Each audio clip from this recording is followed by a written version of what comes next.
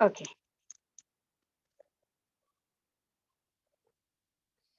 Alors, bonjour, bonjour et bienvenue, bonsoir. Et je vais commencer, bienvenue à la 5e des séries de conversations d'artistes associés à l'exposition Archipelago, qui est actuellement à sa dernière semaine à la Maison du Fort à Port-au-Prince, en Haïti. Je Alors la conversation d'aujourd'hui est avec 2 des artistes qui participent à l'expo, Kia Redman et Pascal Fouglas de Barbade.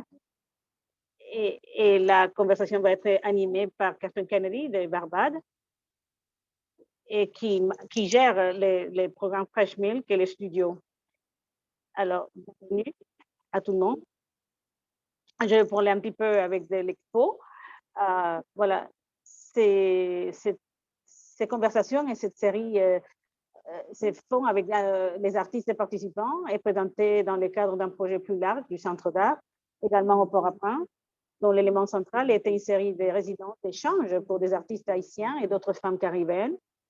5 artistes d'Haïti et de la diaspora haïtienne y ont participé. Mafalda Mondestin s'est rendue au tailleur expérimental de Graphica à La Havane, Cuba, Phaedra McQueen, Sterling, au Progetto Atticano, en République dominicaine, et Pascal Fouglas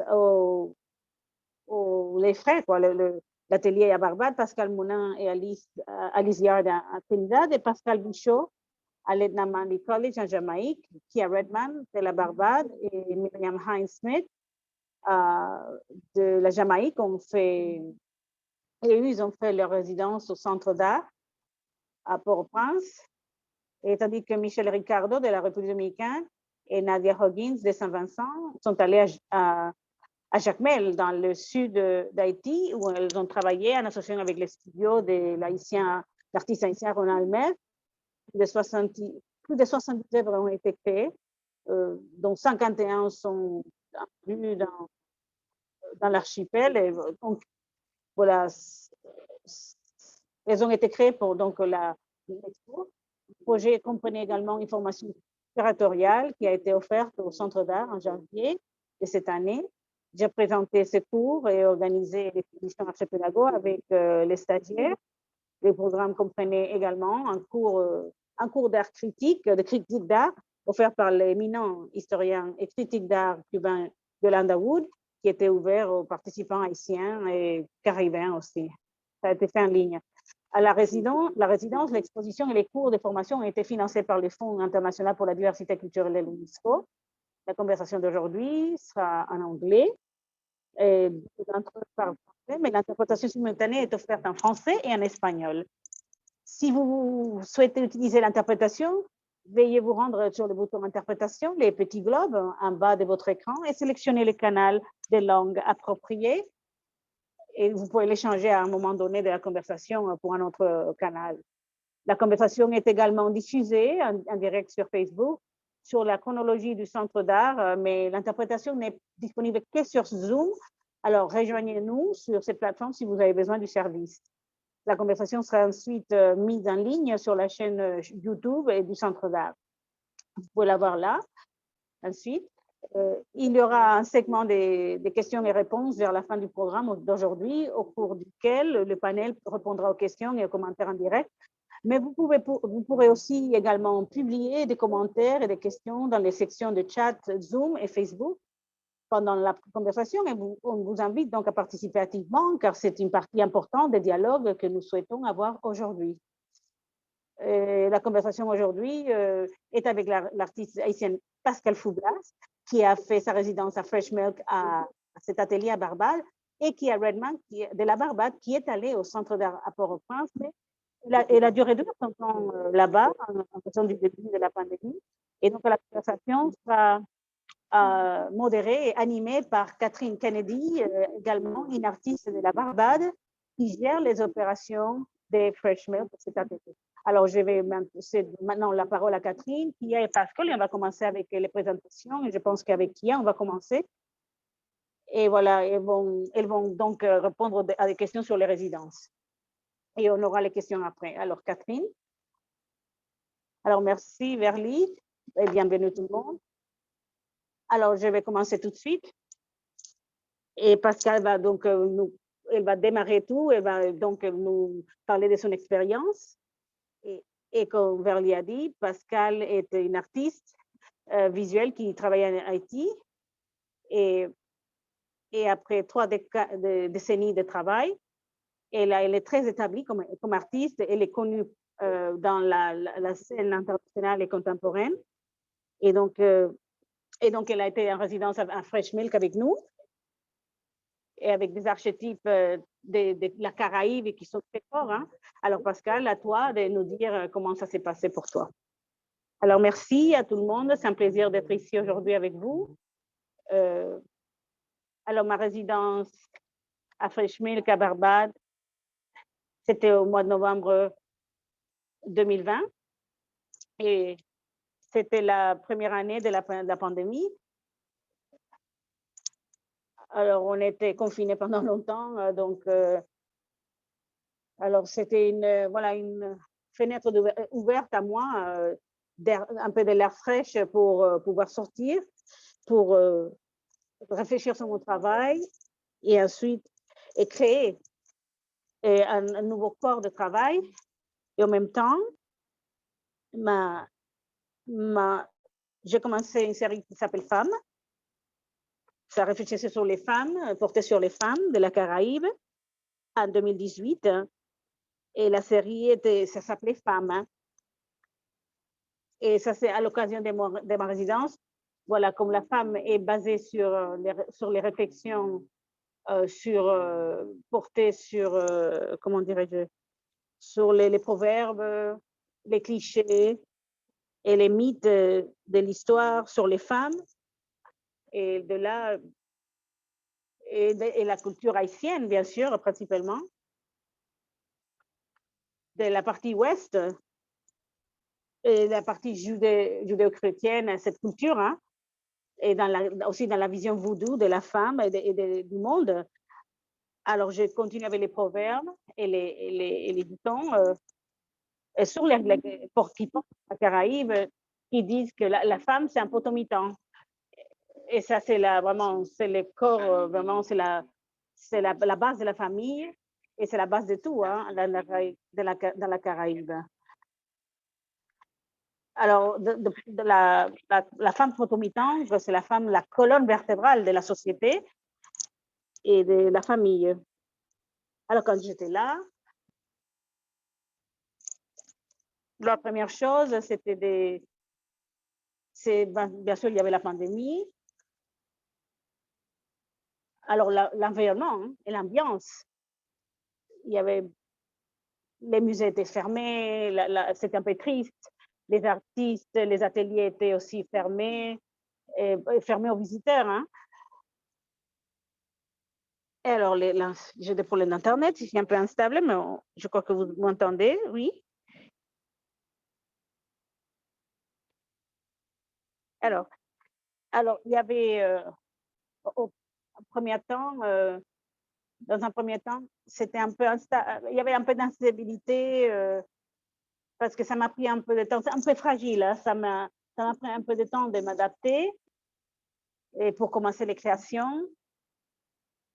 Mais à Fresh Milk, c'était un endroit où j'ai pu vraiment, il y avait d'autres artistes en résidence et je voulais bien sûr rencontrer, c'était un endroit très dynamique, que je voulais rencontrer des gens. Il y avait la librairie, la bibliothèque qui parlait de la Barbade. J'ai pu lire sur la situation des femmes à Barbade. Et petit à petit, j'ai pu bien sûr m'adapter. Alors, si Javier va nous montrer quelques diapos et des images. Voilà. Alors, qui m'a mis en contact avec certaines femmes hein, de la Barbade, des Barbadiennes. Et j'ai rencontré voilà, c'est d'autres femmes qui sont artistes, qui travaillent à l'université aussi, et une femme en particulier qui a travaillé aussi en Haïti, et quelqu'un qui connaît sur le vaudou haïtien, sur la situation en Haïti et l'histoire. On a eu beaucoup de discussions avec cette femme et ensuite j'ai rencontré Erika Jelani, un autre potomitan femme, une colonne vertébrale comme femme de la société. Elle fait éventuellement du crochet. Et elle était vraiment au centre, elle fait du tissage. Elle est au centre, dans les centres culturels aussi. Et Taitu Heron aussi. Elle travaille, avec des femmes, comment dirais-je, des femmes qui sont dans des conditions et des associations. Et on travaillait sur qui travaille avec des femmes et on parlait de la situation des femmes et de ces conversations. Et en même temps, je dois dire que j'ai rencontré aussi avec Asana, une autre Barbadienne qui travaille là. Elle est curatrice et elle fait aussi elle faisait sa résidence à Fresh Milk. Alors, on a eu des conversations avec elle aussi. Elle est jeune. Elle m'a donc présenté à son amie Amoura, qui est basée à New York. Et on a pu parler sur le féminisme contemporain. Et je savais le concept de pop féminisme pop. Hein. Et donc, on a discuté sur ça, là-dessus. Et donc, ces conversations ont changé mes concepts des potomitans que j'avais en tête et la raison pour laquelle j'aimais un Barbade, parce que ça m'a complètement changé, parce que c'est féminisme contemporain et est une manière différente de voir les femmes. Ça, c'est la femme, mais donc ça fait partie d'une série. C'est Freda. Freda, c'est une des déesses, des divinités du vaudou haïtien. Et donc, elle est la protectrice des femmes. Elle a à voir avec le féminisme, la féminité. C'est une déesse qui prend soin des femmes, qui est aimée par tous, et très féminine, hein, Freda. Voilà, on a commencé à Freda avec cette série. Ensuite, alors, une autre pièce de cette série, Femme. Alors, Maman sans enfant, The Mother of All Children, c'est la maman de tous les enfants. Hein? Et donc, c'est la mère de tous les enfants, qui est très généreuse, hein? qui accepte tout le monde. Hein? Maman enfant. Ça fait partie d'une des premières pièces de la série. J'ai fait du collage. Là, on voit la tête. Et la tête avec des femmes, bien sûr, typiques haïtiennes qui sont très belles. Et un poster aussi. Un poster d'un CD que j'avais. Et donc, je fais le collage. Et c'est représentatif des femmes noires. Je fais beaucoup de collages pour ces images. Alors, ça, c'est Maman sans enfant. Et ensuite,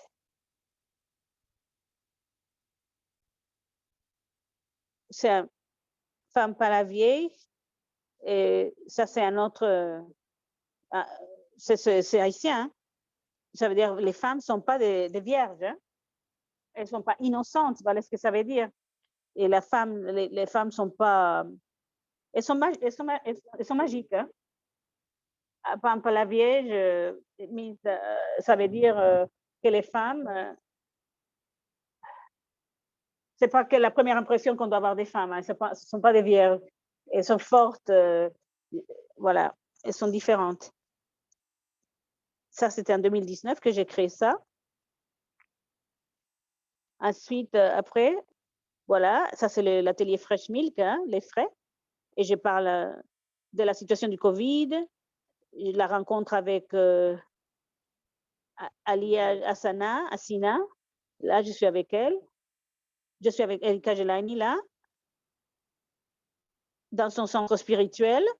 Là, il y a un potomitan dans son centre spirituel, bien sûr. Et donc, j'ai rencontré Hassina. On a parlé de la spiritualité, des femmes, des rôles des femmes, hein, comme des leaders spirituels. Elle est aussi, elle travaille aussi avec l'écologie. Elle est écologiste parce qu'en Barbade. Et donc, elle est la tête de sa famille. Elle a une, et aussi, elle est une ferme. Hein, donc, elle est artiste aussi. Donc, elle fait des pièces abstraites. Alors, on a parlé beaucoup. Hein, et Ali était avec nous et d'autres femmes. Yannick Young était là aussi. Voilà.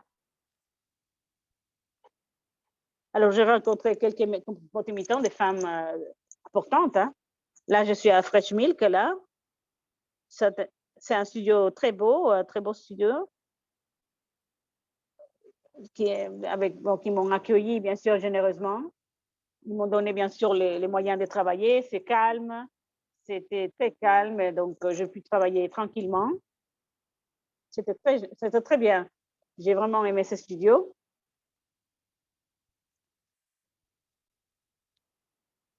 Voilà. Avec Yannick, on est là, et avec Amina et Aliya, on parle donc du potomitan avec les amis.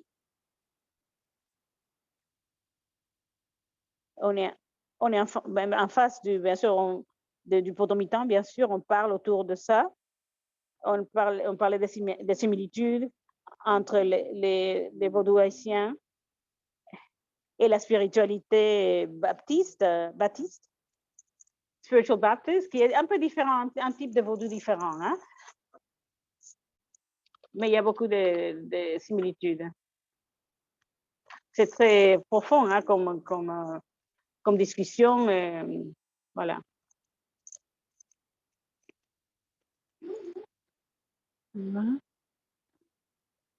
Taitu, Heron, on travaillait aussi. Elle travaillait dans la faculté de développement des femmes dans l'université de West Indies. Alors, on a parlé des femmes et le mouvement des femmes, le féminisme à Barbade et en Jamaïque, parce que Taitu est de la Jamaïque. Alors, je voulais savoir ce qui s'est passé dans ce mouvement, dans d'autres îles de la Caraïbe, ce qui se passait avec les femmes des Caraïbes.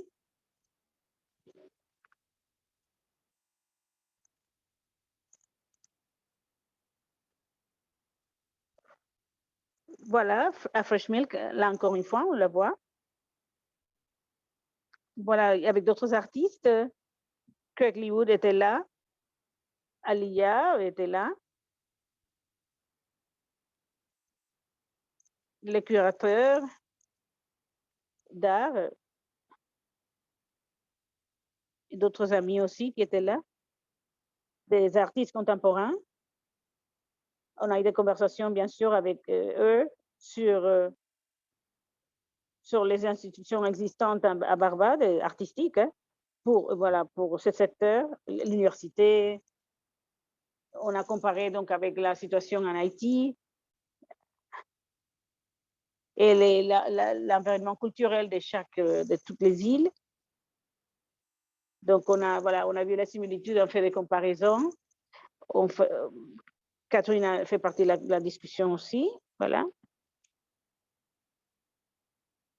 Alors, on a 2 minutes de plus, Pascal, et ensuite, on va donc aller au prochain point. Alors, on va aller vers les pièces que j'ai mises au sein de cette résidence, basées sur les thèmes, les sujets que j'allais traiter. Donc, parce que ça a changé, bien sûr, la perception du potomitan. J'ai changé tout, hein. Et j'ai dû accepter que oui, les femmes, ce sont des potomitans. On est une force de la nature, on est des colonnes vertébrales, on est la colonne vertébrale de tout, de la société, de la famille, de la communauté. Et comment on mène, on dirige tout. Alors, Femme c'est cajou, c'est un autre. Alors, les dictons, l'acajou, c'est un arbre, bien sûr. L'acajou. Femme c'est cajou, ça veut dire que les femmes sont fortes, c'est comme les acajou. C'est un autre dicton et des proverbes haïtiens. Femme c'est cajou. Voilà, je voulais réfléchir là-dessus et refléter ça. Alors, maîtresse femme, quand on dit ça, c'est que c'est la maîtresse, hein, c'est elle qui dirige, c'est elle qui mène. Elle est forte, la femme qu'elle est complète, hein, qu'elle est intégrale, qu'elle est complète, qu'elle est forte. Hein. Voilà. Voilà, ça c'est la femme complète avec cet attribut. Voilà, on a la caractéristique de pouvoir donner la vie à d'autres êtres vivants et voilà. Maître femme. Alors, la femme, c'est cotomitan.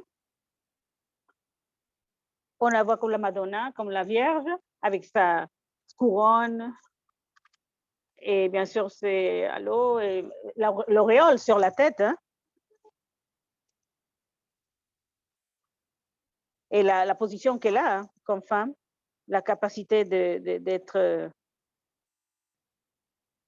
qui est dans, parce qu'on la voit dans la nature, et elle est lumière, elle est la nature, elle est, voilà, elle est tout ça. Et voilà. Et voilà, j'allais parler de ça après, mais ça, c'est une des pièces que j'ai mis après la résidence, une année après hein, la résidence. Voilà, on va parler, on va passer à d'autres questions et ensuite on reviendra vers ça. Merci. Merci Pascal. On aime beaucoup ton travail. Alors, je vais donner la parole à la Caravan. Alors, c'est une artiste émergente de la Barbade. Et son travail, voilà, la Barbade comme une nation qui est post-coloniale, hein, et avec une culture forte et avec des sujets d'identité, de culture et la documentation de l'histoire et sur une vision contemporaine quoi, de la Barbade. Alors, alors, bonjour tout le monde. C'est génial d'être ici et de réfléchir sur un sujet. C'était un chemin un peu tumultueux pour nous. Hein. Mouvementé. Alors, ma résidence en Haïti, ça aurait dû être en mars 2020. C'était un peu infortuné parce que j'ai dû passer beaucoup de temps là, parce que j'ai eu de la chance, parce que c'était avant la pandémie, c'était chanceuse. Donc, Pascal a eu plus de problèmes que moi. Alors, mais moi, j'ai pu aller dans les musées, j'ai pu parler, rien n'était fermé, hein, donc j'ai pu parler avec des créatifs et avec des femmes qui m'ont aidé à comprendre la situation des femmes en Haïti. Et dans ma semaine et demie que j'étais là, ça m'a aidé. Et j'ai pu rencontrer des gens superbes. J'ai pu sortir, apprendre, aller dans des concerts, des choses qu'on ne peut pas faire maintenant. Voilà. Donc, et même après la pandémie. Et donc, j'ai eu beaucoup de chance et j'ai pu expérimenter donc, les merveilles d'Haïti avant la pandémie, mais je n'ai pas pu rester plus longtemps. Voilà. Et alors, voilà, la prochaine diapo. Alors, c'était un voyage pas orthodoxe du tout. J'ai pu voir le show, voilà, et l'exhibition, j'ai pu la voir. Donc, j'ai pu finir et clôturer ces voyages. Et j'ai pu voir, bien sûr, tout ce que les artistes qui étaient en résidence ont fait avec moi. Voilà. Alors, vidéo que j'ai montrée dans il y avait 2 vidéos que j'ai créées avant et ensuite 2 pièces que j'ai créées et une impression que je fais après est basée sur mes expériences dans cette semaine et demie que j'ai eue. Je pense que vous pouvez voir 30 secondes de ces clips, peut-être 30 secondes. Oh non. Je crois que ça ne marche pas. Oh, ça va. Il y avait 4 vidéos. La première, je pense que je suis en train de recommencer. Alors c'est introspection, soul searching. Et les autres 3 pièces sont dans le même type de travail, d'audio. Mais le premier est un peu à part de reste. C'est introspectif. Et je l'ai fait juste après mon voyage en Haïti. J'ai dû et alors beaucoup d'artistes ont commencé à travailler dans la pandémie. Moi, je l'ai fait après. Alors celui-là,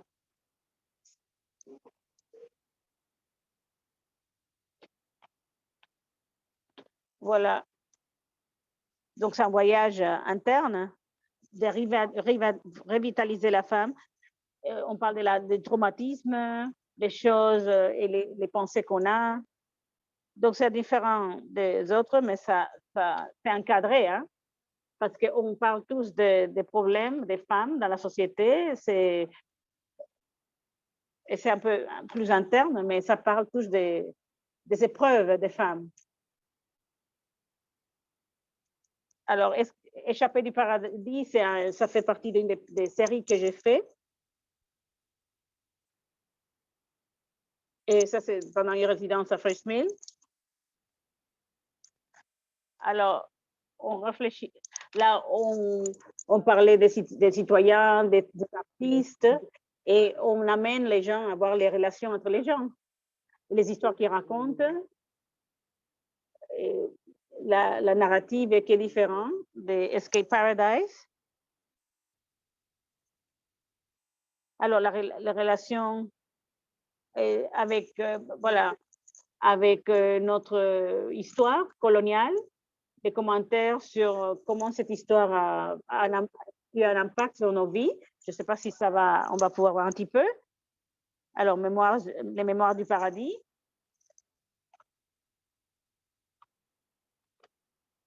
Voilà, c'est des clips très courts. On peut essayer un clip pour voir. Voilà, on ne peut pas le jouer apparemment. On ne peut pas le mettre.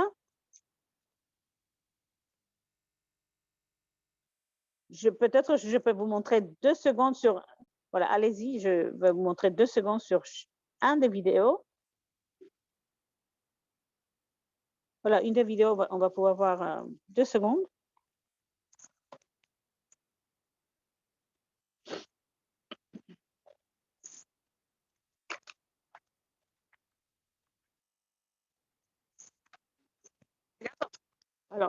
Alors pendant qu'on dit ça, arrange ça, je vais parler un petit peu plus.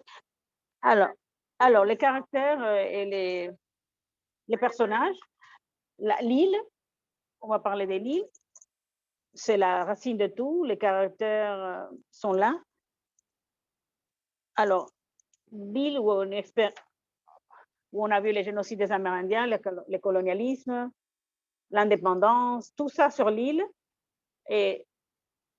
Et aussi en Barbade, il y a une culture du tourisme, bien sûr, et les citoyens qui sont descendants des esclaves.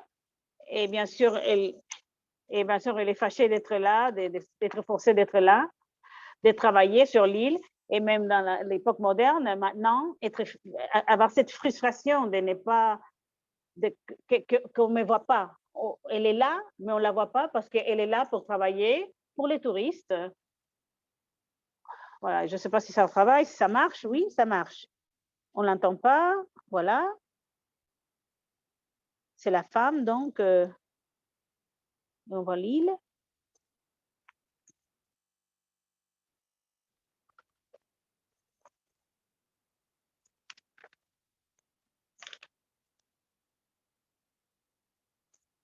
Mhm.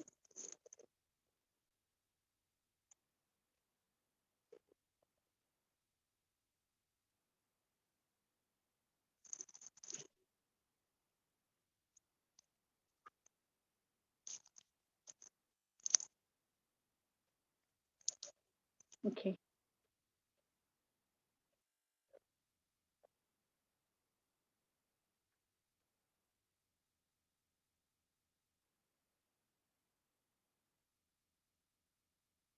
Mhm. Alors, alors, alors, comme je disais, merci Catherine, on a essayé quand même hein, de vous montrer, mais bon. Euh, alors, alors, les touristes eux-mêmes, lui-même, il arrive sur l'île pour voir, voilà, c'est une destination pour échapper, hein, c'est pour s'échapper de la civilisation. On, on va les citoyens, les touristes ne voient pas la réalité de l'île, hein, où tous ces plantes tropicales ont été, sont là pour que les îles soient jolies, pour que les gens puissent venir chez nous. Mais lui, donc, il voit lui aussi son passé comme colonisateur, hein, qui peut utiliser ses ressources. Hein. Et on voit ces monologues, hein. On travaille sur l'histoire et les relations entre les touristes et les colonisateurs et l'île. L'île, c'est l'amant, c'est un.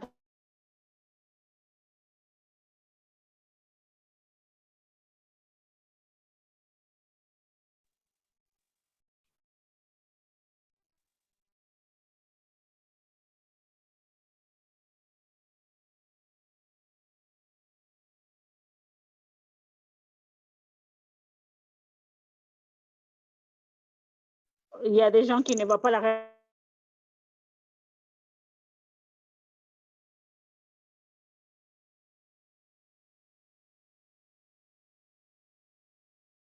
de voir, bien sûr,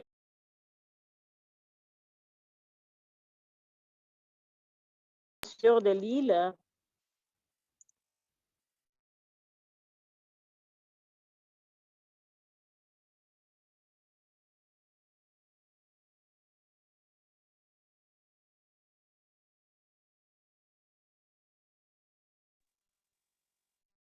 Alors, j'ai fait cette série.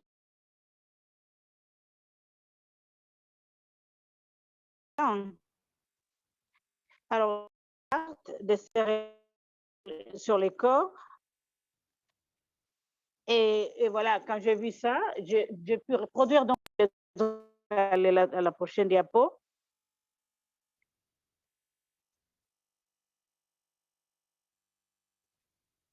Alors, j'ai fait ça pour une résidence en Espagne.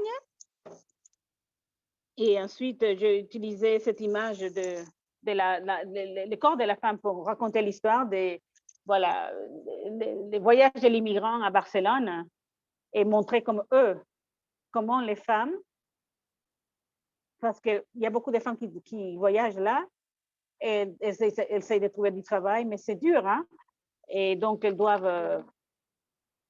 font le travail, voilà, elles font le travail qui soutient la société, mais elles n'ont aucune reconnaissance pour ça. Et pendant la résidence, on travaillait avec un groupe artistique. Ce sont des immigrants, des, alors, des personnes qui travaillent chez les gens. Ce sont des femmes de ménage. Hein. Et, et là, j'ai commencé à voir donc, le corps des femmes. Et, et parce que c'est un corps qui a tous les épreuves et tous les problèmes et toute la charge et les fardeaux. Alors là, je vais montrer un petit clip pour prendre 30 secondes. Ça va? Voilà, voilà. On peut montrer un petit peu, mais c'est...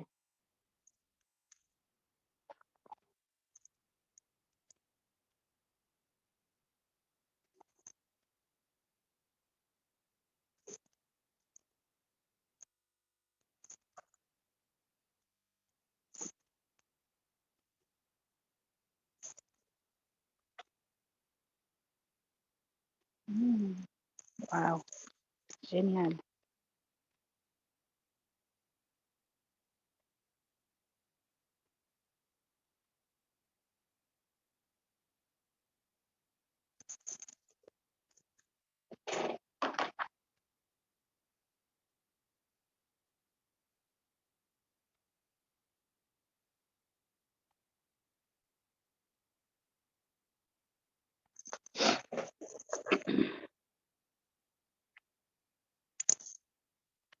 Voilà. Voilà, elle arrive à la ville, en ville, elle arrive en ville. Voilà. Alors, j'ai travaillé, j'ai regardé comment les femmes, les corps de la femme noire et d'une manière bizarre, hein, avec cette pensée coloniale que les femmes de couleur, hein, voilà, parfois on voit qu'on a nos corps ont plus de fardeaux, plus d'épreuves et que notre corps est maltraité, mais on supporte plus que les autres. Et voilà, ça c'est le ton de la vidéo, on voit voilà, ça va avec le travail que les femmes font, et qui essaie bien sûr, Backbone, c'est donc ce que je fais après. Et il est basé sur la recherche que j'ai fait quand j'étais là, les mouvements féministes d'Haïti, et voir les horaires et les atrocités du régime duvalier. Et alors ça, c'était très important pour moi. C'est un tribut, c'est un honneur pour moi d'avoir fait ça. Et c'est comme un tribut que je fais un hommage. Pour voir, parce que c'est la femme qui est le pilier de la société, qui est dans la colonne vertébrale. Et bien sûr, je vois la similitude entre Pascal et moi avec la femme potomitan. Et donc, les femmes qui sont submergées, ce sont les femmes et les hommes aussi qui sont morts, hein, et qui ont décédé en défendant le pays. Mais à chaque fois, c'est plus facile parce qu'à chaque fois, il y a moins de luttes. Donc, il n'y a pas d'option parce que la ville est vivante et dynamique. On voit donc en bas, on voit les corps, bien sûr, des personnes qui sont décédées pour la ville. Mais et ben, à la fin du voyage, quand j'ai vu toutes ces femmes merveilleuses, la première fois, j'ai eu beaucoup, c'était bien pour moi, mais la deuxième, c'était encore plus fantastique. C'était fantastique. J'ai fait des rencontres merveilleuses, une expérience merveilleuse. Et bien sûr, c'était vraiment étonnant et extraordinaire pour moi, formidable, vraiment. Merci, Kia. Voilà, une diapo superbe pour finir notre présentation et la connexion et les similitudes entre le travail que toi tu fais. Et même avec le Covid et les problèmes qu'on a eus, tu as pu quand même faire ce travail merveilleux. Et donc, la pandémie, donc, ça a eu cet impact sur nous, mais je ne vais pas te traumatiser avec tout ça encore une fois, mais parce que tu as parlé déjà de comment ça a façonné ton expérience. Mais quand on voit le travail que vous avez fait, comme Kia l'a dit, on peut voir clairement une réaction et de célébrer les femmes et les corps des femmes et la force des femmes. Et on l'a vu dans un des blogs à toi, où tu as parlé des pop féminisme, de féminisme pop, et ce féminisme subversif contemporain, hein, et le corps des femmes. Et alors, Pascal, peut-être je voudrais voir l'image encore une fois de ce travail, cette série post après la résidence. Et ensuite, voilà, je voudrais que toi et Kia nous parlent plus du corps féminin. Alors, comment les différentes cultures et les femmes que vous avez rencontrées ont utilisé leur corps. Hein. Alors, ce qui s'est passé, c'est que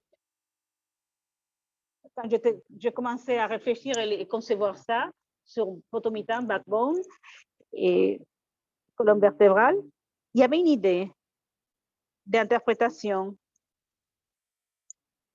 C'était une excuse, hein, parce que pour dire que nous, on est la colonne vertébrale, on est résiliente et qu'on a toutes ces épreuves, hein, on a eues. Hein, mais quand on a parlé avec ces femmes, hein, dans la communauté, et quand on revoit le concept, ça a changé.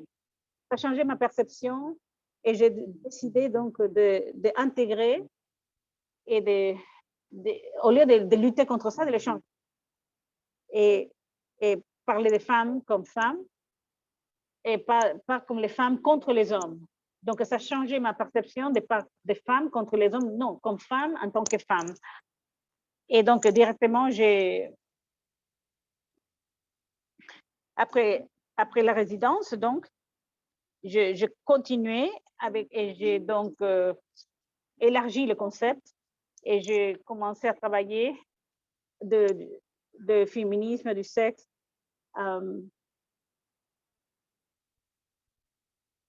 de peindre ça, de les dessiner, de les représenter de manière très graphique, parce qu'en Haïti, artistiquement, en Haïti, nous, on sait tous que voilà, les gens d'un homme, on sait très bien comment les dessiner. Graphiquement, on sait comment le phallus et le pénis est là. Et alors, mon rôle comme un artiste, c'est de réfléchir sur la situation des femmes. C'est de prendre le temps de faire ça. Une femme, je l'ai fait, donc cette série, et c'est les miroirs des femmes pour... j'ai vu des clitoris, j'ai vu aussi des vagins, voilà. J'ai mis du textile hein, dans le, voilà, dans le... C'est très présent hein, dans la culture caribéenne. Et c'est, on voit la vulve, bien sûr, c'est très intime à la femme. Et voilà. Et voilà, je m'ai fixé ça avec le fil rouge.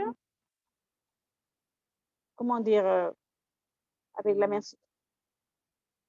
menstruation des femmes, la relation de la femme avec le sang, la menstruation. Et donc, j'ai eu beaucoup de plaisir à faire ça. Et voilà, et je pense que c'est pas fini, hein.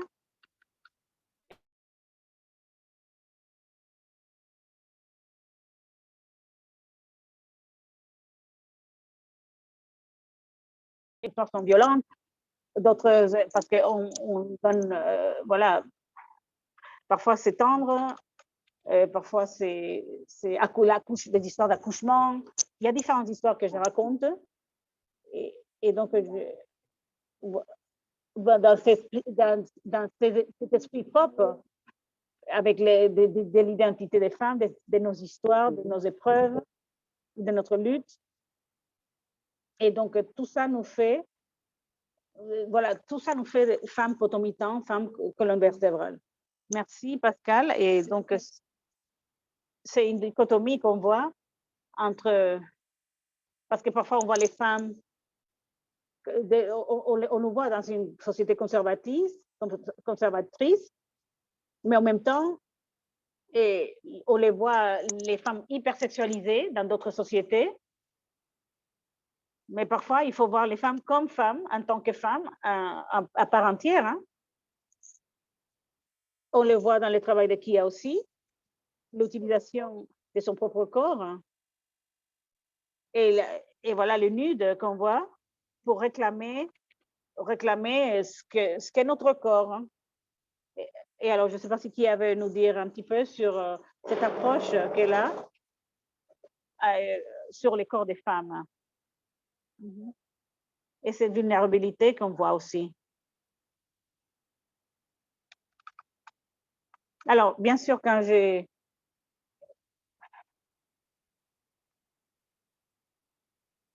Alors, j'essaie de chercher des femmes qui faisaient des choses. Alors, je trouve, parce qu'on se voit vulnérable, mais c'est viscéral aussi. Hein?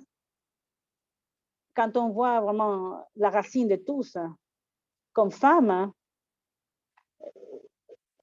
à chacune de nous, on a expérimenté ça à un moment donné ou à un autre. Je ne vais pas...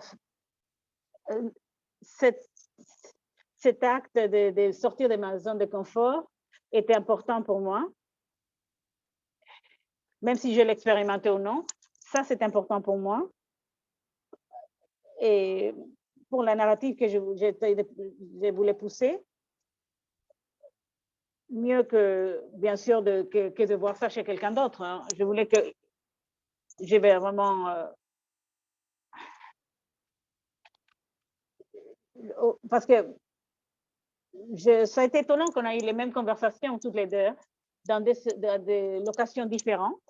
Parce que moi, j'étais en Haïti et quand je suis retournée, et on dirait qu'on a eu une conversation ensemble, mais non. Avant de partir, j'ai donné des interviews. Mais après, quand j'étais en train de faire les pièces pour l'exhibition, voilà, ça m'a frappé. Alors, c'est bien d'avoir commencé à résidence, nous mettre en dehors de cette zone de confort et nous pousse à faire des choses différentes et avoir des interactions avec d'autres artistes et des personnes différentes. Et une autre chose que je voulais mentionner, c'est à Barbade et en Haïti, on deux histoires très différentes. Hein.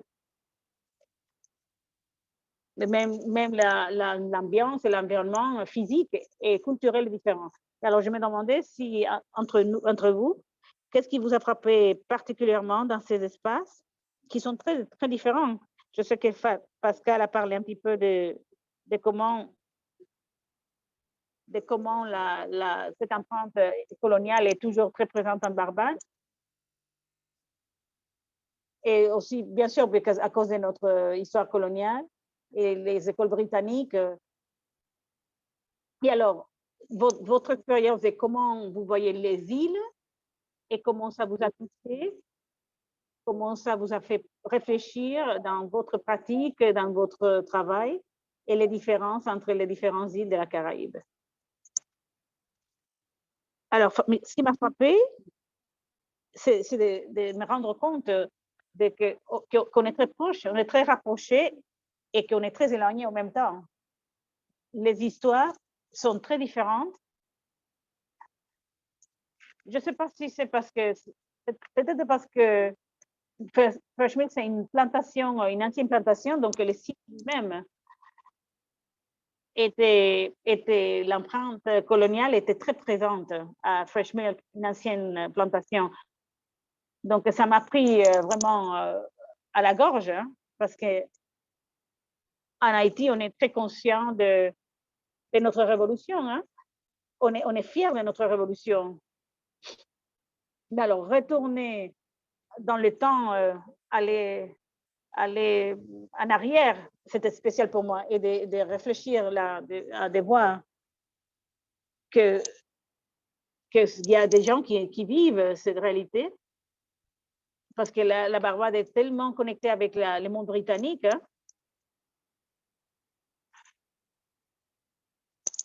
Donc, c'est tellement différent, l'esprit est tellement différent.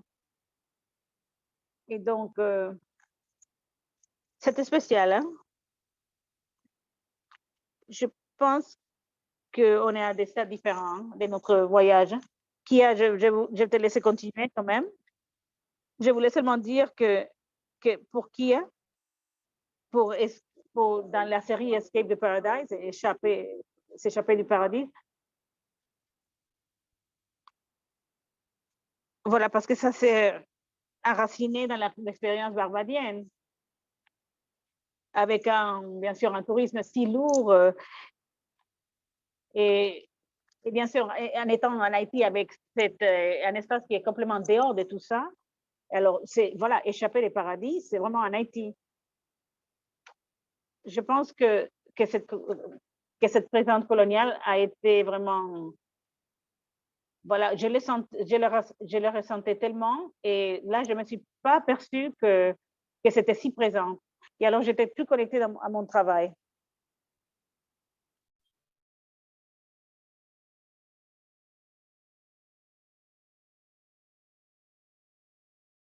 C'était différent pour moi. Mais alors, pour mon travail, j'ai commencé à voir à l'île comme un caractère, un personnage principal. Dans le contexte barbadien, parce que là-bas, tout est interconnecté, mais cette image de l'île était tellement puissante avec ces corps féminins qui est en train de soutenir tout. Hein, et, et quand je fais la résidence, je me suis centrée sur ça, sur moins sur les trucs touristiques et coloniales, mais plus se concentrer sur l'histoire de l'île elle-même et les personnes qui vivent sur l'île et voilà, et les situations et les expériences caribéennes.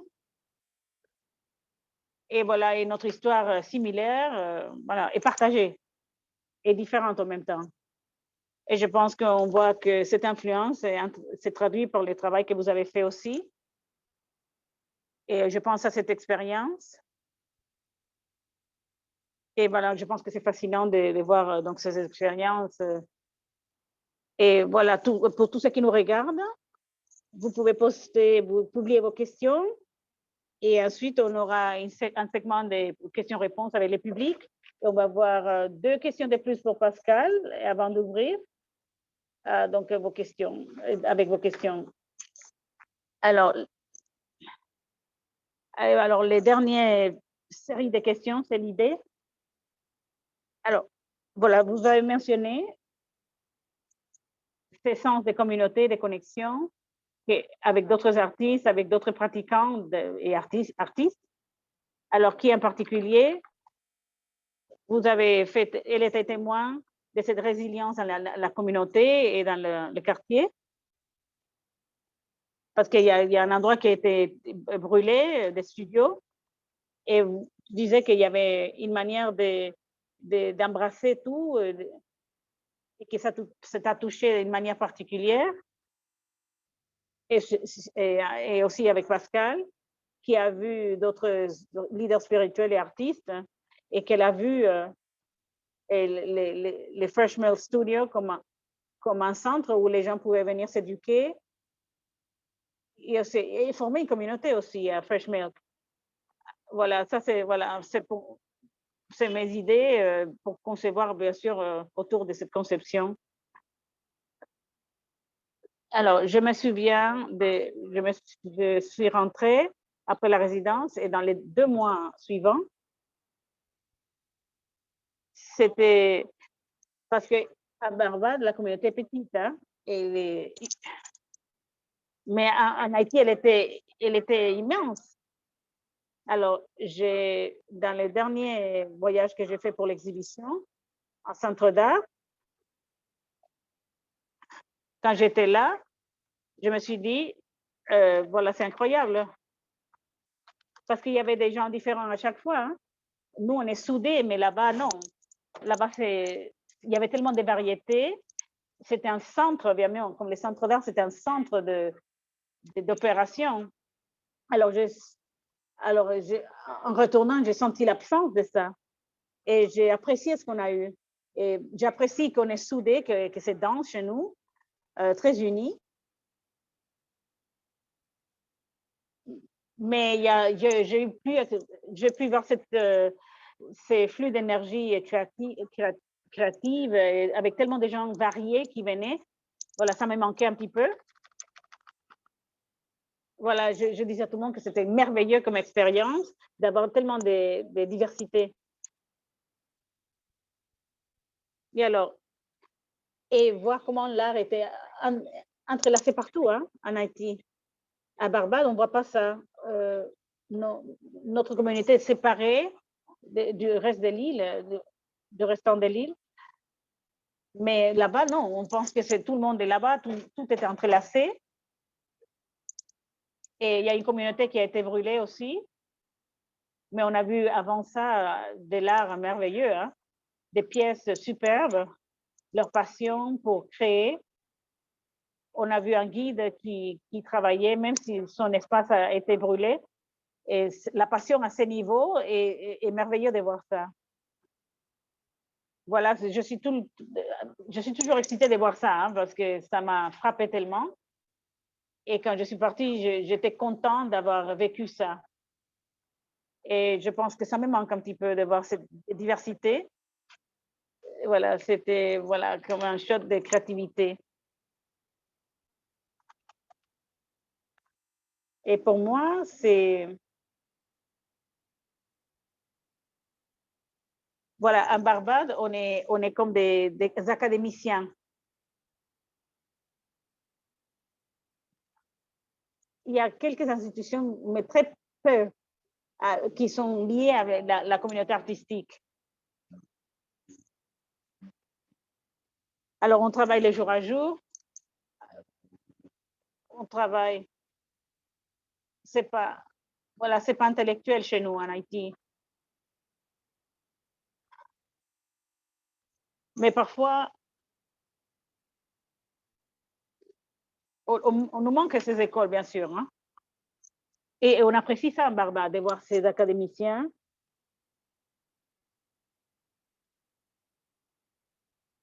Et ils ont des centres hein, d'artistes pour s'aider. Ils ont les universités qui travaillent, ils ont des musées, il y a des associations. On manque ça en Haïti. Donc, j'apprécie quand même. Hein. Comme elle a dit, il y a cette liberté de créer et l'ambiance qu'on a, qu'on peut. Et la communauté est tellement est vraiment tendre. Il y a beaucoup d'amis, ils sont très amicaux. Et les gens, quand même, sont très affectifs. Et donc,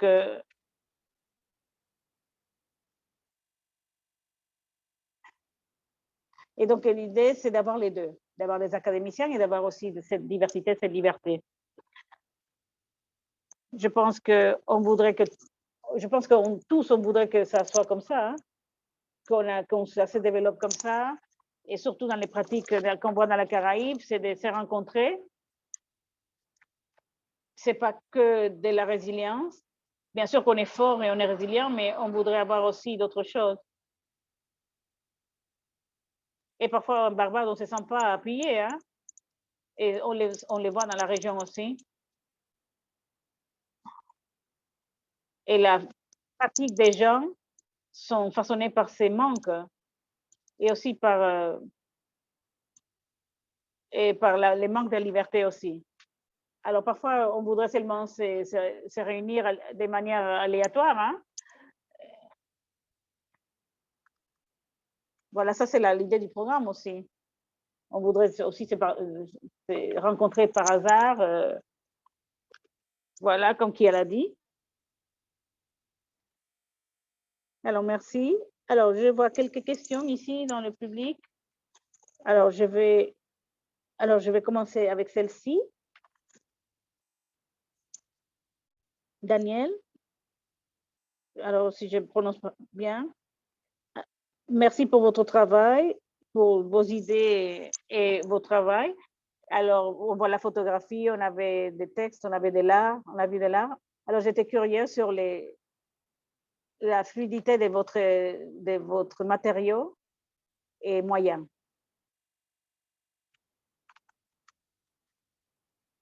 Alors, pour moi, les moyens,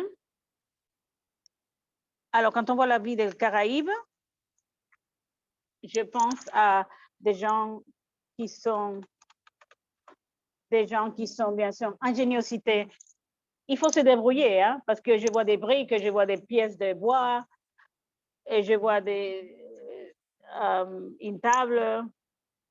Mais alors, on voit des fils, des câbles. Et alors, quand on est dans la Caraïbe, si on n'a pas quelque chose, il faut la créer. Donc, il faut se débrouiller.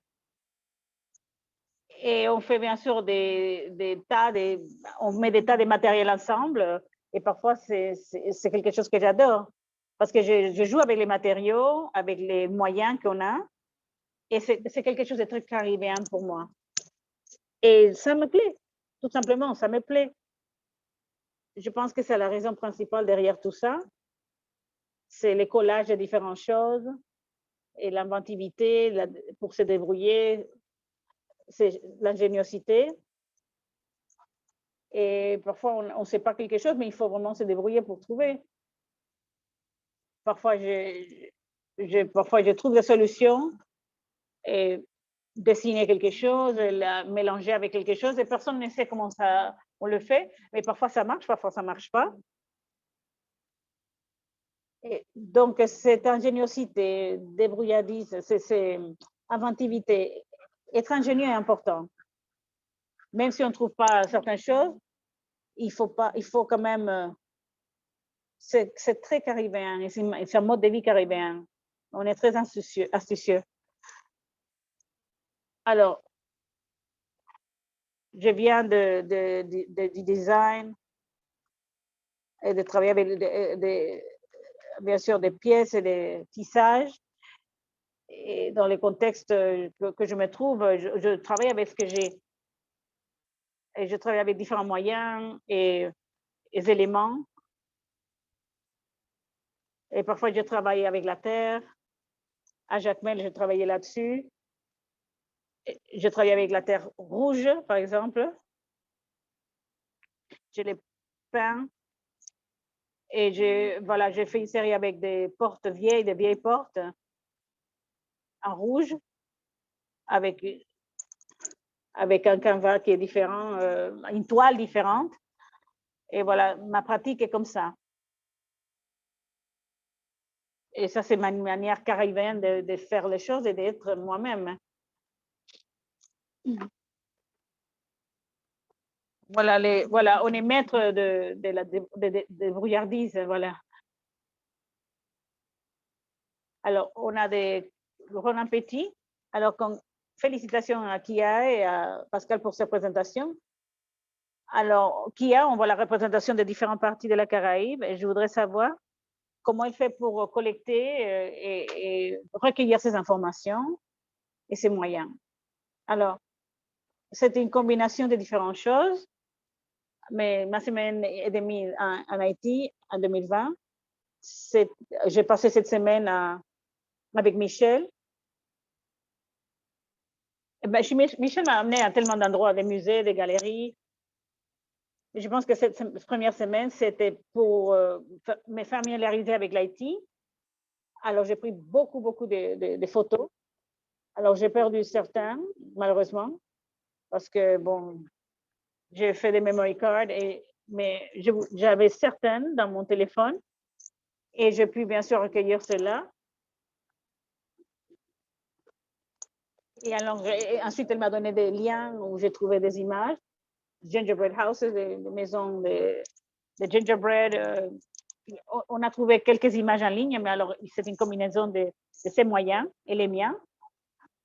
Alors, mais la première fois, j'ai eu beaucoup d'images que j'ai pu recueillir moi-même. Voilà. Je pense que c'était malheureux quand Pascal était là, parce qu'on ne pouvait pas aller partout, hein. Mais avec les restrictions du Covid, et voilà, tout était fermé, les confinements n'a pas permis d'aller à certains endroits. Mais j'espère que vous avez eu quand même ce sentiment de la Barbade. Je pense que à la Galerie Saint-Georges, à Brighton, Flower Forest, la forêt des fleurs aussi. On a vu donc ces châteaux, on a vu des images. Et Yannick m'a amené dans ces centres spirituels. Mbadimani aussi. On a eu la chance de visiter ça et partager avec eux. Et Taïtou m'a amené à la plage avec les touristes, bien sûr. Je joue un peu la touriste, mais en Barbade. Et donc, oui, même avec les préoccupations de la situation, mais avec ce qu'on a, on a fait ce qu'on a pu avec ce qu'on avait, surtout avec le confinement, et bien sûr les ressources qu'on a eues, hein. On a fait avec. Alors, voilà. Félicitations à Kia qui a travaillé aussi dans un endroit qui s'appelle Flower Shop. Alors, Verly nous demande à tous les artistes, est-ce qu'il y a quelque chose on peut parler d'art féminin? Est-ce qu'on peut parler d'art féminin? Est-ce que ça existe? Alors, c'est une question, voilà. Oui, il y a un art féminin, ça existe, hein, l'art féminin, parce qu'on est toujours considéré comme un groupe différent des personnes dans l'humanité.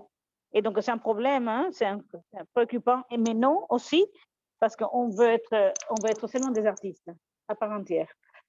Donc, c'est difficile, hein? C'est un peu audacieux. Oui, non, pas audacieux, mais c'est un peu difficile de répondre non, oui et non. À la fin du jour, je veux seulement être, je veux être une artiste simplement. Hein, c'est compliqué, mais non. Je voudrais seulement être une artiste à part entière et ne pas être vue comme une femme artiste. Je suis d'accord que c'est une question difficile parce que oui, si je suis une femme, donc mon art va refléter les préoccupations des femmes, mais je tombe aussi dans plusieurs catégories. Alors, est-ce que je suis une artiste queer? Est-ce que je suis une artiste noire? Est-ce que je suis une femme noire, artiste? Alors, il y a tellement de catégories. Je pense que donc, c'est un terme que je pense que je suis en train de spéculer, mais je vois que c'est un terme qui apparaît dans les communautés d'art, mais ça a changé à Barbade. Aussi, dans ma génération, parfois, on ne voit pas autant d'artistes masculins ou des hommes. On voit plus de femmes maintenant. Il y avait, et dans ma classe, il y avait 10 personnes, il y avait 9 femmes, un seul homme. Donc, il y a moins de hommes maintenant. Il y a moins d'hommes.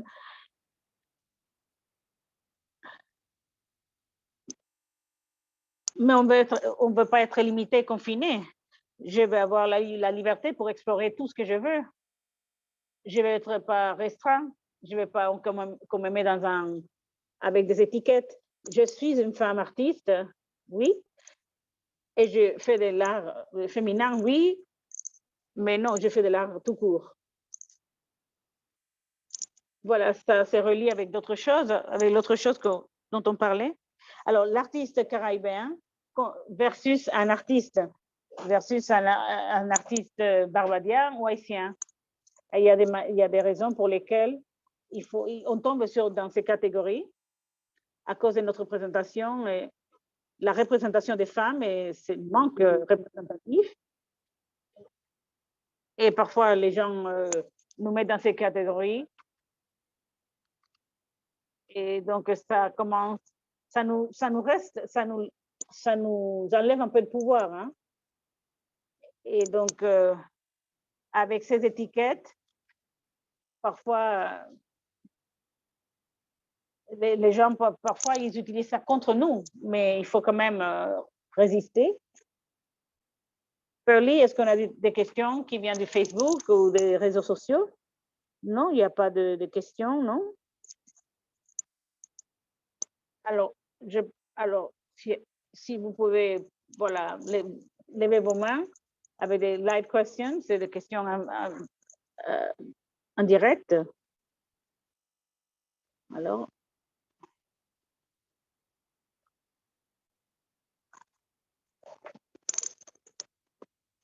Alors, peut-être les artistes ont des questions pour les uns ou pour les autres, avec les artistes qui peuvent se poser des questions entre vous. Hein. Voilà. Tout le monde a peur de parler, mais bon. Je pense qu'il y a tellement de choses que je pourrais dire. Alors, qui est-ce que tu as des questions pour Pascal sur son processus, sur le sujet, ses expériences dans les résidences? Alors, je pense que, alors je me demande où est-ce que ton travail va maintenant et combien sa résidence a eu impact sur ça. Si ça a changé les choses pour toi, la trajectoire que tu avais avant, si cette résidence à Barbade a eu cet impact. Oui, ça l'a eu. Elle a eu cet impact. En 2022, maintenant, où je me trouve, là, oui. Je suis dans un autre état d'esprit complètement différent. Et il y a des choses qui vont sortir, qui vont être complètement différentes, bien sûr.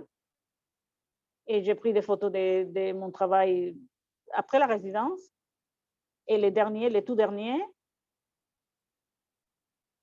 on l'a mis à la Maison du Fort à la fin de 2021.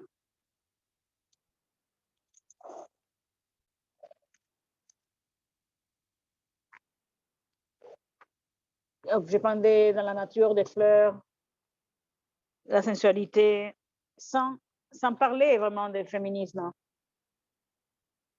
Alors, j'ai parlé de l'aspect féminin de la nature. Je ne sais pas si je vais continuer.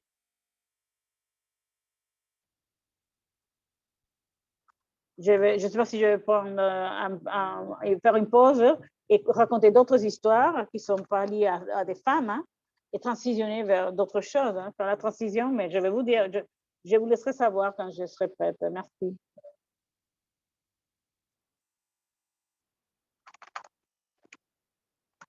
Pour moi, bien sûr, je suis un peu fatiguée. Je vais changer maintenant parce que j'étais restreinte et j'étais limitée et j'ai aimé cette période de transition parce que moi, je vais aller vers d'autres choses maintenant.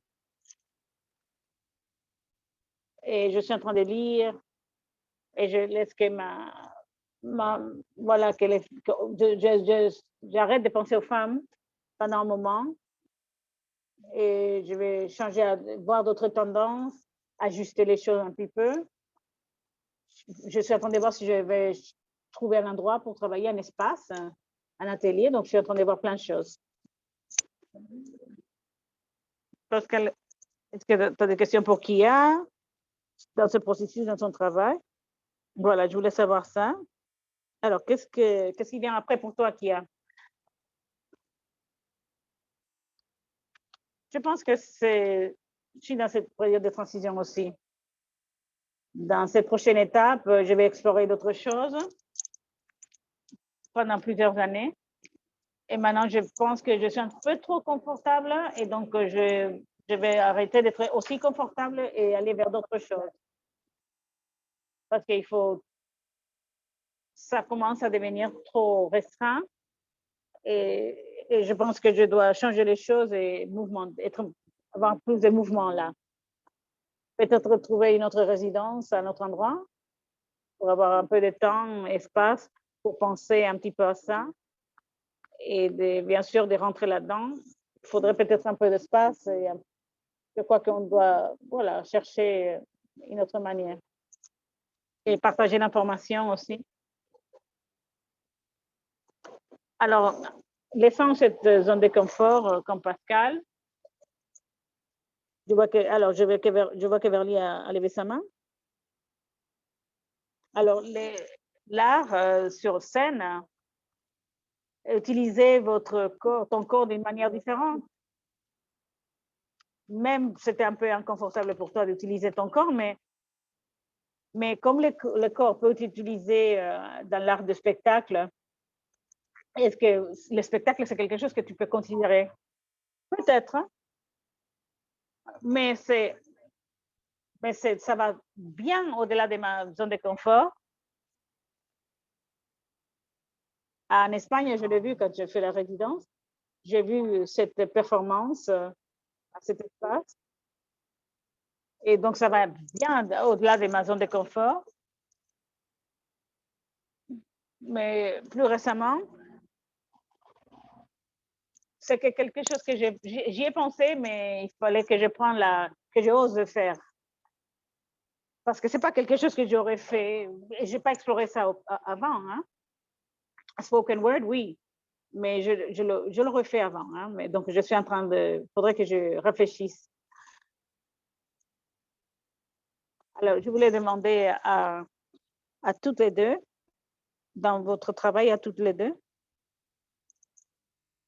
l'acte de faire et de produire des choses, c'est visiblement une partie on les voit chez Pascal plus, les processus manuels, la peinture et les tissages et les collages et l'impression aussi. Et là, c'est beaucoup plus côté technologie. Alors, où est-ce que vous pouvez parler de ces processus, s'il vous plaît, et l'utilisation des moyens de tous ces deux mondes, des choses qui ont été des choses qui font dans la main, à la main, et des choses qu'on fait digitalement. Où est-ce qu'on se rencontre dans ces deux mondes? Où est-ce que là où ils se rencontrent, les faits à la main et les digital, comme artiste, voilà, artisanal, aujourd'hui, parfois tout est numérique, hein? Tout est sur Internet, donc voilà, quand on ne connaît pas les numériques, on est en dehors de tout. Hein? Alors, je vais quand même rentrer dans ce monde maintenant. Parfois, c'est l'artisanat. Hein? Je travaille, je fabrique à la main. Je fabrique avec les matériaux que j'ai à la main. J'ai travaillé avec des tissus. Je travaille avec, bien sûr, la cire, les collages, de wax, des tissus wax. Et dans les ateliers, on voyait aussi des impressions et des gravures. Donc maintenant, j'essaie de travailler maintenant avec les numériques, bien sûr, j'essaie d'apprendre. Pour moi, j'ai commencé avec de l'art tangible, hein, avec les sculptures, les peintures et voilà, les dessins. Et pendant des années, je ne l'ai pas fait. Hein. Je l'ai fait à l'école.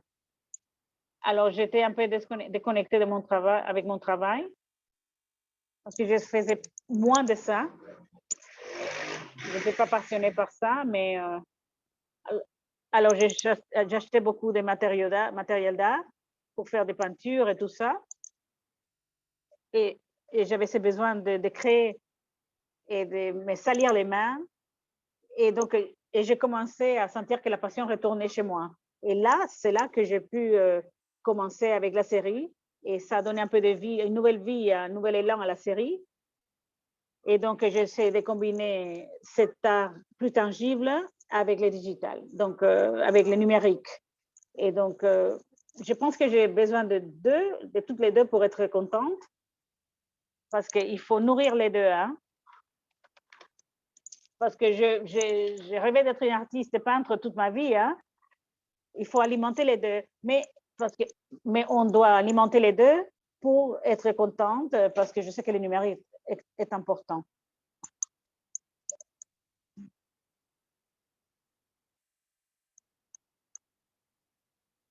Alors, c'est quelque chose d'autre qu'on doit... Parce que pendant la pandémie, avec beaucoup de gens qui travaillaient à grande échelle, hein, qui avaient accès, je pense que ceux qui avaient accès à l'ordinateur ont vraiment la rouée vers le numérique. Ils ont profité de ça, bien sûr. Parce que ça, bien sûr, pour les autres, on a dû repenser tout notre passé, notre travail. Alors, Daniel a sa main levée. Merci pour ceci. Merci. Alors, pour les artistes, qui vous inspire? Qui sont les artistes visuels qui vous excitent, celles que vous regardez, qui vous provoquent aussi? Alors, qu'est-ce qui vous provoque comme artiste, en tant qu'artiste?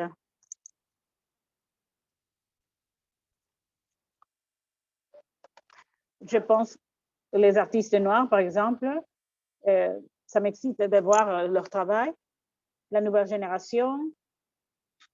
Voilà, je suis emballée par les artistes noirs, de jeunes femmes noires, et les classiques traditionnels, artistes traditionnels classiques que j'adore. Georgia Outi, il y a plusieurs noms que voilà, des illustrateurs aussi.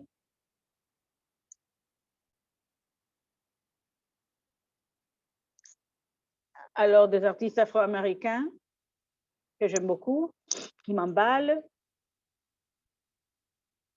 des artistes contemporains de la diaspora, haïtiens aussi, qui m'inspirent aussi.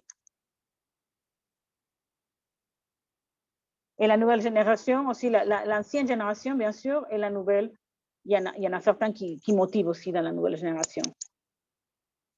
Alors, je me rends compte que dans les dernières années de confinement, il y a eu une combinaison entre ce qui est la motivation avec l'art traditionnel et des artistes vidéo underground, Peter Weiss, et une combinaison avec les shows de télévision, des animations, des animateurs et différentes techniques qui sont combinées. Je pense que c'est une combinaison de différentes choses où on voit des choses qui sont très mainstream. On le voit bien sûr à la télé, c'est dominant. Hein? Et ensuite, on voit les traditionnels. Bien sûr, on voit les influences traditionnelles après, conventionnelles. Il y a des choses, il y a des arts un peu bizarres hein, maintenant. Si, mais ce qui m'a vraiment frappé, ce qui m'a motivé, c'est ça. Alors, qui vous motive? Alors, quel endroit vous inspire? Est-ce qu'il y a d'autres îles dans la Caraïbe qui vous inspirent, qui vous motivent? Ou des endroits où vous voulez voyager? Intéressé de voir de voir cette culture hein, comme artiste? Je pense qu'à Cuba, bien sûr, il y a 2 ans, j'ai fait un voyage à Cuba. J'étais très, très étonnée hein, de voir la Biennale de La Havane. Étonnant hein, le travail.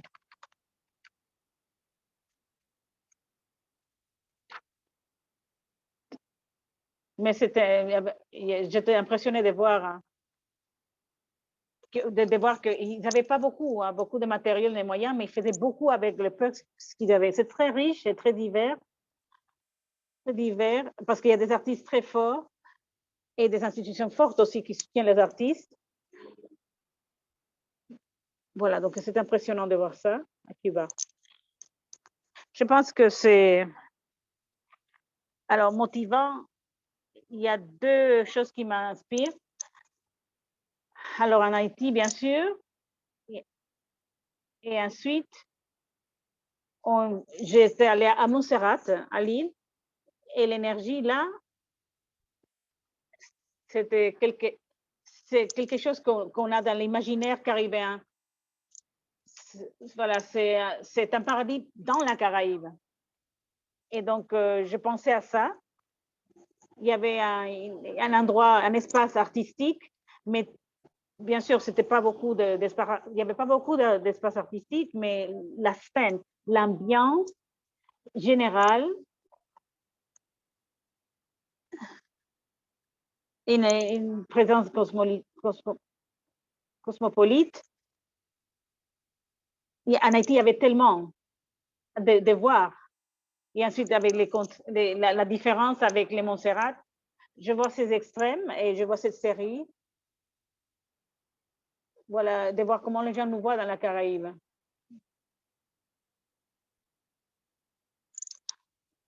Alors, je dis, quand on voit dans d'autres îles, on a cette idée de ce que la Caraïbe doit être, hein, et ce qu'on espère. Et parfois, on est bien sûr, c'est étonnant de voir ces endroits tellement paradisiaques, et parfois ça va à l'envers complètement. Mais il y a tellement de diversité ici, donc c'est différent. Je suis très intéressée d'aller dans un pays africain. Je veux vraiment aller dans un pays africain et de sentir d'où est-ce qu'on vient, hein? Nos ancêtres, où est-ce que ça a commencé. Et, voilà, je vais vraiment faire ça. Alors, quelques minutes de plus. Alors, Verly va donc faire avec les commentaires de clôture. Merci. Et merci à tous pour cette conversation très riche qu'on a eue. C'est un plaisir d'écouter ces présentations. Et je pense que celle-ci a été très spéciale. Et ce qui était vraiment merveilleux de voir ici dans ce projet, c'est la connexion entre et les conversations qui ont eu lieu, qui n'étaient pas planifiées, hein, parce qu'on est en train de faire, on est curateur pour cette exposition, mais je n'ai pas pu imaginer beaucoup de choses qu'on a vues, c'est tellement puissant. Et c'est vraiment spécial de voir ça. Et je vois bien sûr que j'ai manqué quelques parties, mais bien sûr, je vais quand même avoir ces conversations caribéennes sont très importantes. Pas seulement les avoir en ligne, mais les avoir en personne aussi, parce que c'est important d'avoir ces conversations. Et surtout avec les publications et les expositions, pour définir les choses dans la Caraïbe. Et parfois, je vois que la conversation se passe en dehors de la Caraïbe, et ça, c'est quelque chose il faut corriger. Et quand la conversation a eu lieu dans la Caraïbe, il y a des choses importantes qui se passent. Alors, ça, c'est la dernière conversation sur les causeries. On a une autre conversation un samedi. On va présenter donc les papiers et les documents qui ont inspiré les artistes. Et ces documents, ce sont bien sûr, sont sur les œuvres et les participants. Et ces documents, je les ai lus tous. Et il y a des perspectives très intéressantes. Et voilà, ça m'a aidé à comprendre les expos. Et alors, les participants viennent d'Haïti. Alors, on va voir ces perspectives très intéressantes. Et donc, c'est à 14h pour Panama et Jamaïque et à 15h à Haïti. Alors, vous êtes cordialement invités à ça, samedi. Et voilà, et ça va aider à comprendre aussi les conversations en direct qu'on a eues et ces exhibitions. Alors, je vais remercier Kia Redman, Pascal Foulas et Catherine Kennedy pour cette conversation. Et je sais très bien que voilà, c'est difficile parfois de poser les questions, mais ça nous donne des idées et sur la conception du travail. Et on a vu beaucoup de points. Je vais remercier les centres d'art pour leur soutien, les interprètes, parce qu'on travaille en arrière-plan. Hein. Et ça, c'est un des obstacles pour les conversations, c'est dans la Caraïbe, c'est la langue. Donc, on ne peut pas vraiment avoir tous les interprètes de toutes les langues, mais on peut quand même faire quelque chose pour pour arranger les choses, pour que les gens puissent participer. Alors, les techniciens aussi, Javier, je remercie à Javier, et tous ceux qui se sont joints à cette conversation cet après-midi, et pour être témoin de ces conversations. Merci à tous. Bon après-midi et j'espère vous voir samedi. Au revoir.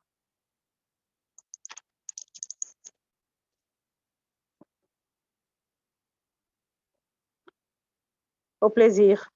Merci.